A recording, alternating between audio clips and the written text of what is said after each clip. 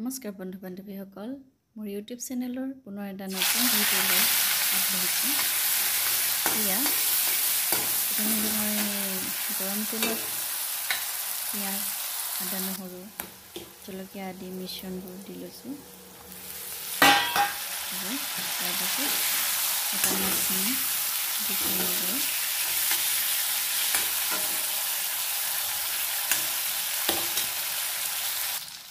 মাছখিনি অলপ সিজাৰ পাছত কেইটুকুৰামান বিলাহী যোগ কৰিছোঁ এনেদৰে, আৰু শুকান মাছ আৰু বিলাহীখিনি প্ৰায় সিজাৰ শেষত ভেদাইলতা পাত কেইখিলামান দিছোঁ। ভেদাইলতা যিহেতু স্বাস্থ্যৰ কাৰণেও ভাল আমাৰ, গতিকে আৰু এনেদৰে খায়ো খুব ভাল লাগে। ভেদাইলতা পাত এনেদৰে সংযোগ কৰিছোঁ।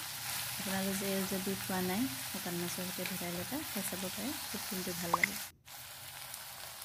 এয়া প্ৰায় মোৰ ৰেচিপি ৰেডি হৈ গৈছে, আৰু যদিহে মোৰ ভিডিঅ'টো চাই ভাল লাগিছে তেন্তে লাইক, কমেণ্ট আৰু চেনেলটো ছাবস্ক্ৰাইব কৰিব। ধন্যবাদ।